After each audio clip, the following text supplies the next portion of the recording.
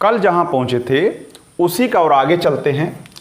यानी जब लाभ बराबर बराबर बांटा जाए, जब लाभ बराबर बराबर बांटा जाए, जब लाभ बराबर बराबर बांटा जाए तो पूंजी और समय का जो अनुपात होता है एक दूसरे के विपरीत होता है। यानी पूंजी और समय में व्युत्क्रमानुपातिक संबंध होता है। फॉर एग्जाम्पल आप ले सकते हैं, यदि लाभ बराबर बराबर बांटा गया हो और पूंजियों में अनुपात 2:3 है तो समयों में अनुपात हो जाएगा 3:2 हो जाएगा। लेकिन अगर मान लीजिए समयों में अनुपात दिया 2:3:4 दिया है तो पूंजियों में पूछे तो इसका जो वास्तविक तरीका लगाने का ये उल्टा होता है।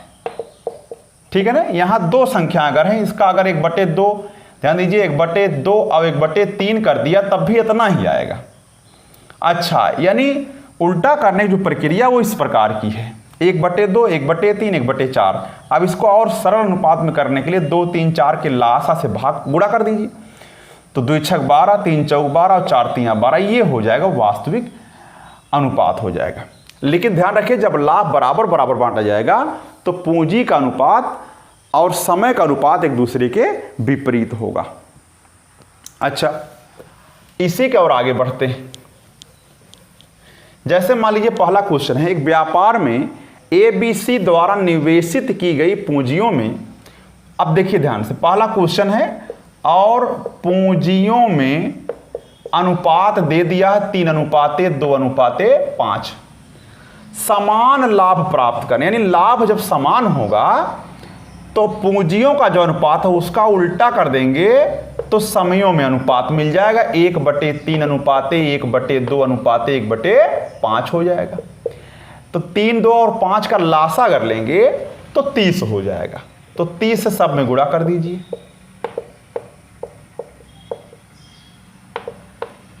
ठीक है ना। इस प्रकार से गुणा करके उसको सरल अनुपात में कर लेंगे, यानी जो अनुपात ये रहेगा वही ये भी रहेगा, सिर्फ जो है ये सरल अनुपात में होगा। 10:15:6 ये अनुपात हो गया। अच्छा, समयों में अनुपात जब मिल गया, कहा समय के किस अनुपात में पूंजी लगी रही, तो यही हमारा आंसर हो जाएगा कि 10:15:6 के अनुपात में, यानी 10 महीने तक एक ही पूंजी लगी रही, 15 महीने तक बी की पूंजी लगी रही और 6 महीने तक सी की, यानी सबसे कम जो है समय के लिए सी की पूंजी लगी रही। आप 10 वर्ष 15 वर्ष और 6 वर्ष भी कह सकते हैं। तो ध्यान रखिए पूंजियों का उल्टा कर देने पर समयों में अनुपात मिल जाएगा। लेकिन शर्त क्या है, शर्त क्या है कि लाभ समान हो। समान का मतलब बराबर बराबर बांटा जाए, तब ऐसा आपको करना है। अच्छा, इसके थोड़ा और आगे चलते हैं। जैसे दूसरा क्वेश्चन हमारे पास है, ABC क्रमशः 2000 1500 और 1000 रुपया लगा करके व्यापार करते हैं। चलिए, तो उनके पूंजियों में अनुपात क्या है, उनके पूंजियों में यानी A, B और C की पूंजियों में 2000:1500:1000 है। इसको आप चाहें तो काट सकते हैं यहां से। अच्छा, तो 5 चौक 20, 5 3 15, 5 दूना 10, ये पूंजियों में अनुपात है। लेकिन यहां भी लाभ जो है वो समान है, यानी लाभ बराबर बराबर बांटा जाएगा। ध्यान रखिए लिखा भी गया, समय अलग अलग समय के लिए निवेशित कर दिया गया है। यदि 26 माह के अंत में कुल लाभ बराबर बराबर बांटा जाए तो बी की पूंजी कितने माह तक लगी रही। चलिए, तो पूंजी में अनुपात हो गया। अब जब लाभ बराबर है तो समय में अनुपात क्या होगा, 1/4:1/3:1/2 हो जाएगा। इसका जरा हम इसको और सॉल्व करते हैं, यानी सरल अनुपात में करेंगे तो 3 4 और 2 का जो लासा होगा 12 होगा। तो ऐसे हम गुणा करके उसको सरल अनुपात में कर सकते हैं। तो 4 3 12, 3 4 12, 2 6 12, यानी समय में जो अनुपात है वो 3, 4 और 6 है, यानी 3 वर्ष के लिए मान लीजिए ए का, 4 वर्ष के लिए बी का और 6 वर्ष के लिए सी का। कब? जब 6, 4, 10 और 3, 13 वर्ष के लिए कुल होगा तब। लेकिन यहाँ कहा कि 26 माह के लिए, तो अब हमको माह में यानी कुल समय दे दिया है 26 माह। तो शॉर्टकट तरीका क्या है? 26 में आप सबको जोड़िए, 13 से भाग करिए, आएगा 2 से गुणा कर दीजिए। किसका पूछा आपसे? कहा बी की पूंजी कितने समय तक लगी रही, तो 4 गुणे 2 यानी 8 माह तक, यानी बी की जो पूंजी है वो 8 माह तक लगी रही समय व्यापार में। यानी कहने का मतलब है कि पूंजियों का उल्टा कर देने पर समयों में अनुपात मिल जाएगा और समयों का उल्टा कर देने पर पूंजियों में अनुपात मिल जाएगा। अच्छा, एक क्वेश्चन हम और दिखा देते हैं। मान लीजिए एक क्वेश्चन और हमारे पास है जो आसान बहुत है और थोड़ा सा अलग भी है। अच्छा, लिखा है ABC साझेदारी में एक व्यापार करते हैं। तो पहले मैं क्वेश्चन लिख देता हूं, जगह थोड़ा कम है।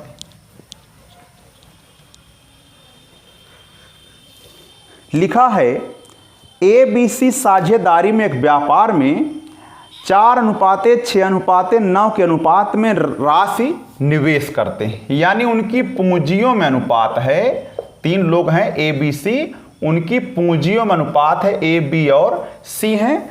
उस पूंजियों में अनुपात 4:6:9 है। ठीक है ना? क्वेश्चन है हमारा, मान लीजिए क्वेश्चन नंबर 3 है। चलिए, अच्छा और क्या कहा है? यदि वर्ष के अंत में लाभ को 2:3:5 के अनुपात में बांटा जाए। अब देखिए ध्यान से, अब लाभ का अनुपात दे दिया वर्ष के अंत में, 1 वर्ष बाद लाभ का जो अनुपात है वो है 2, 3 और 5। अच्छा, इसी अनुपात में लाभ को बांटा गया है। तो क्या पूछा है? कहा उनके निवेशों के समय का क्या अनुपात है। अब ध्यान दीजिए, हम जानते हैं, अब समय का अनुपात हमसे पूछ रहा है। चलिए, अब पूंजी और समय का जो गुणनफल होता, अगर समय अलग अलग है तब, समय अलग अलग है तो पूंजी और समय का जो गुणनफल होता है वही लाभ के अनुपात के बराबर होता है। तो यहां पर पूंजी भी दिया हमको और समय भी दिया है, दोनों का हम क्या करेंगे? गुणा करके हम निकाल लेंगे आसानी से।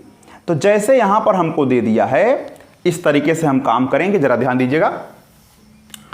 तो जैसे 4x मान लीजिए, या 4a कह सकते हैं। मान लीजिए a ने a समय के लिए लगाया, तो 4a यानी ये पूंजी है 4 और a उसका समय है, तो बराबर लाभ मिला 2।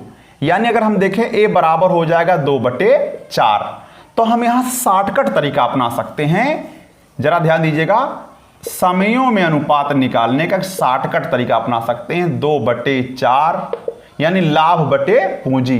ध्यान रखिएगा, लाभ बराबर होता है पूंजी गुणे समय होता है, जब सब अलग अलग रहे तब। तो यहां से अगर हमें समय का अनुपात निकालना तो पूंजी यहां से भगाना पड़ेगा, यहां चला आएगा, यानी लाभ बटे पूंजी हो जाएगा। लाभ 2 रुपया और पूंजी 4 है, तो ऐसे 3/6, ऐसे ही 5/9 हो जाएगा।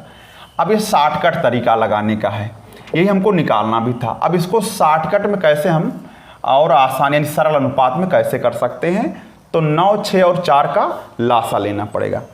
तो 9, 6 और 4 का जब लासा ले लेंगे तो वो कितना हो जाएगा, या काट भी सकते हैं और छोटा हो जाएगा। 2 1 कम 2, 2 1 कम 2, 2 दूना 4 हो जाएगा, 3 दूना 6 हो जाएगा, यानी 1/2 अनुपाते 5/9। और लासा लेना हमारे लिए आसान हो गया। 18 से गुणा कर दीजिए, तो 18 गुणे 1/2 अनुपाते 18 गुणे 1/2 अनुपाते 18 गुणे 5/9। तो सबसे कट जा रहा है।